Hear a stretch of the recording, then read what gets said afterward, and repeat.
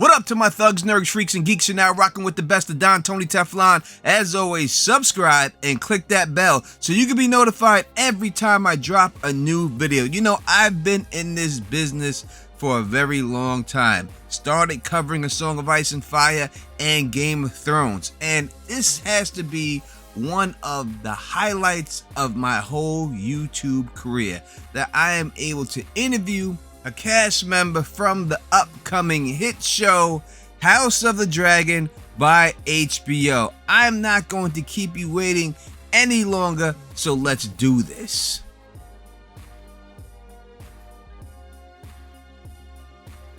What's the deal, my people? You know, this is Don Tony Teflon. I'm back at you another one, and thank you very much to everyone from HBO for allowing me to do this interview. I am here with the one, the only, the sea snake himself, Mr. Steve Toussaint. I, Corlys Velaryon. The king has an heir, Daemon Targaryen. Rhaenyra's succession will be challenged. Thank you very much for rocking with me, my brother. How are you? I'm good, Tony. I'm fine, man. How are you? I am great. I just want to say thank you personally for allowing me to do this interview, as always, on Teflon TV. First and foremost, we'd like you to rep your hood. Will you please let the people know where you are born and raised? Well, okay, so it's slightly complicated. I was born in a city in the middle of England called Birmingham, but then I moved from there when I was about 3. Been in London ever since. Nice. That is what's up. All right. So for people who haven't read the books, can you please explain in your take who is Corlys Velaryon? Okay, so Lord Corlys Valarian, also known as the Sea Snake, is an extremely wealthy man, a famed nautical explorer. He made his money doing these mythical 9 voyages in his early 20s to 30s, I believe. Came back from these wonderful places with a lot of money, a lot of spices and artifacts, and traded them, and then became an incredibly wealthy man. He is also known as the Lord of the Tides. He controls the realm's navy. He is married to a woman by the name of Princess Rhaenys Targaryen, also known as the Queen Who Never Was, because when there was a time for succession, the realm had to choose between her and her cousin. Everyone felt that she would be the right person to rule, but she was a woman, and the realm wasn't ready for a woman to rule. Men would sooner put the realm to the torch than see a woman ascend the Iron Throne, because that is the order of things. So they gave it to her cousin Viserys, which is he's on the throne when we meet them in this show. You are the king. Your duty is to take a new wife. I have decided to name a new heir. I'm your heir. And one of the things that has kept Corlys going is this resentment that Viserys is king, because Corlys believes that Viserys is a nice man, but not the right king. The king has an heir, Daemon Targaryen. I will not be made to choose between my brother and my daughter. His wife should be queen. That's kind of who he is in a nutshell. That's great. I know you are part of really big productions in the past. You have done movies, TV shows like Judge Dredd, The Prince of Persia, Doctor Who. When walking onto this set, how does it compare to those shows? Because I know that the budget's pretty big, like per episode. Yeah, like 25 million or something like that. So how does it feel when you go on there? It's great. It's funny because the only thing that I did that I felt was comparable was Prince of Persia.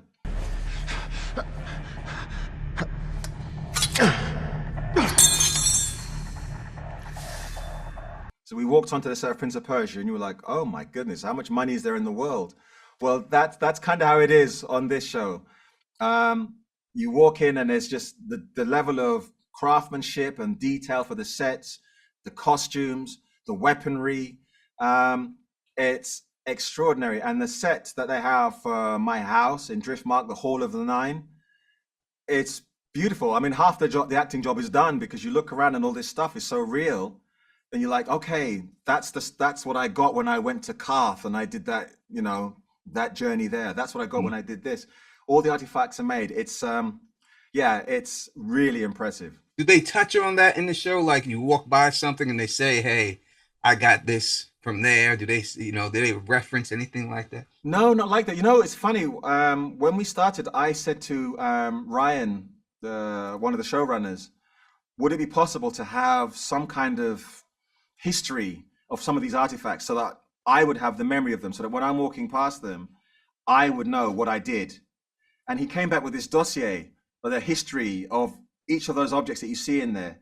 So it's never mentioned. No one actually says anything, but I know that me as the actor, when I look at, when there's like one scene, I think there's myself and Rhaenys in the hall, and I'm looking at this huge globe, and I'm thinking about my adventures, about how I got that, and how it makes me feel that, look what I did, I brought this thing back. And now people come into my hall and they're humbled by seeing my achievements. That is beautiful. I know that you're also a writer too, as well as an actor. So is it what brings you more joy, when you get a good script and you work on it, or when you actually write something and see it brought to life?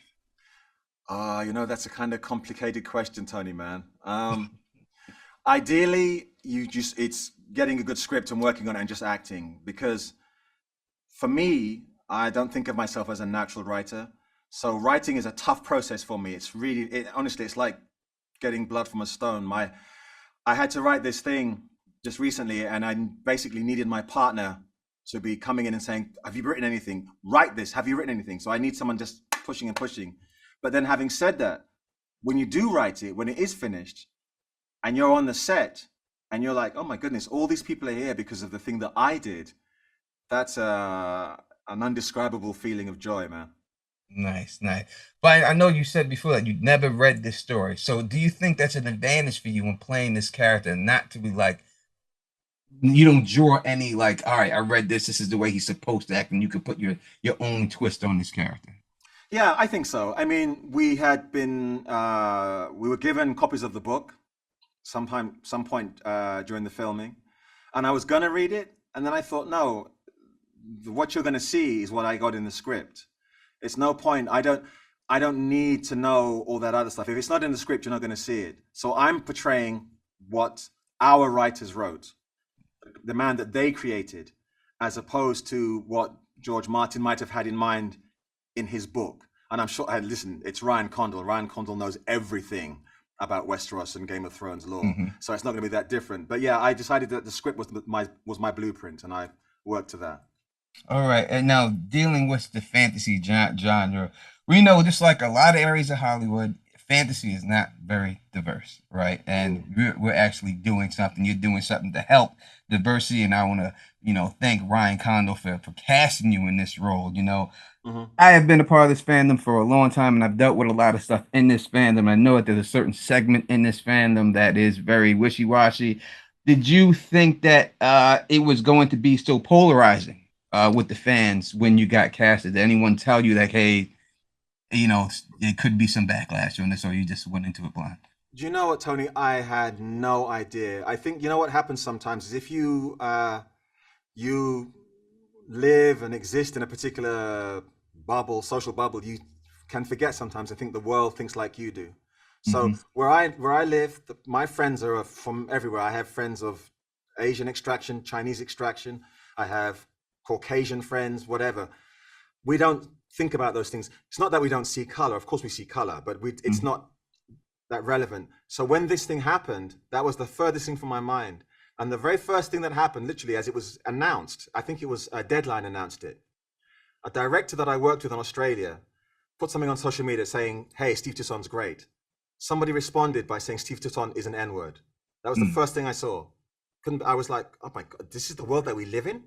And then, of course, there were pictures of me and pictures of a drawing of Corlys and saying, really, should it be this guy? And then it was all that stuff. And that's how, in fact, how you and I got in touch, really. Yes.